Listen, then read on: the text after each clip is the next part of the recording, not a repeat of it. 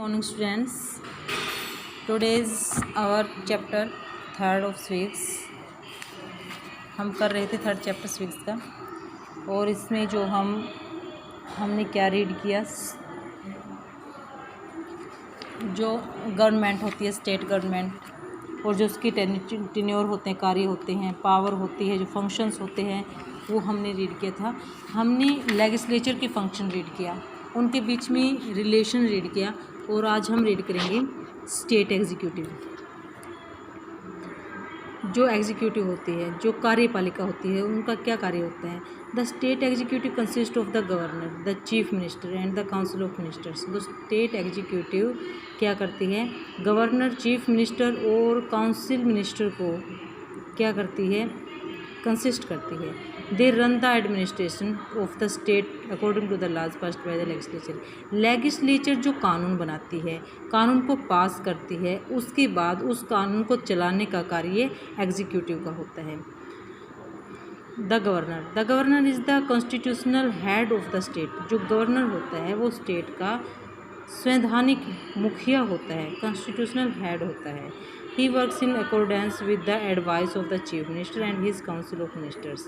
और वो chief minister यानी मुख्यमंत्री एंड हिज और उसके जो काउंसिल मिनिस्टर होते हैं, उनकी परमिशन से, उनकी एडवाइस से काम करता है, उनकी सलाह लेकर काम करता है। Appointment, the governor is appointed by the president of India. Governor को कौन अपॉइंट करता है, इंडिया का प्रेसिडेंट, यानी इंडिया के प्रेसिडेंट द्वारा गवर्नर को अपॉइंट किया जाता है।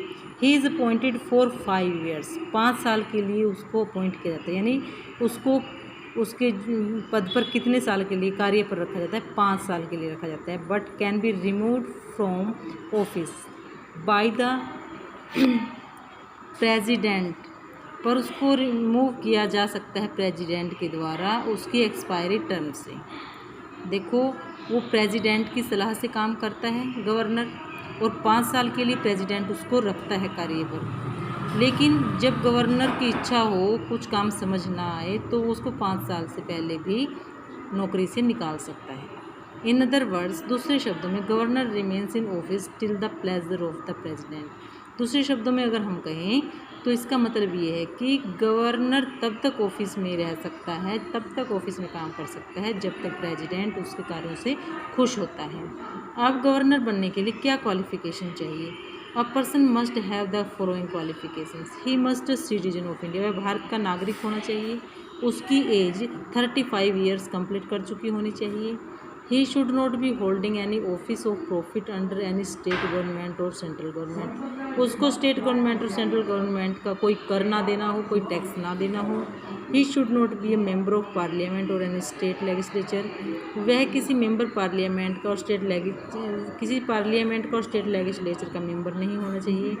If he is a member of parliament और स्टेट लेजिस्लेचर, यदि वो मेंबर है पार्लियामेंट या लेजिस्लेचर का, उसके अपॉइंटमेंट के time his seat will be considered vacant from the time. जो उसकी सीट है उसको वैकेंट कर दिया जाता है, यानी उसको वो सीट छोड़नी पड़ती है। यानी जब वो गवर्नर बनता है, बनते टाइम उसकी ये क्वालिफिकेशन होनी चाहिए, तो भारत का नागरिक होना चाहिए, उसकी एज जो 35 ईयर्स कंप्लीट होनी चाहिए, उसको टैक्स कोई सरकार का कोई कर ना देना हो, और वो किसी भी पार्लियामेंट के पद पर न हो। अगर वो उस टाइम किसी भी नौकरी, कोई भी नौकरी करता है, तो उसको ज्वाइनिंग के टाइम, गवर्नर बनते टाइम उस नौकरी को छोड़ना पड़ता है, उस सीट को वैकेंट करना पड़ता है।